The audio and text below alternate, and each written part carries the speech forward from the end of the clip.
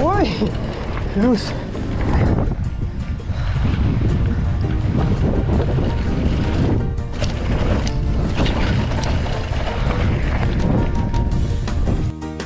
Check out my Shimano 903. Pag madumi ang sapatos ng nagbisikleta, ibig sabihin masaya yan. Ironically, sa mga sneakerhead, iniiwasan yung creases, iniiwasan yung madumihan. So, pero pag nagtitrail ka, sabihin nag-enjoy ka sa pagbibisikleta. So, dirty shoes, happy biker.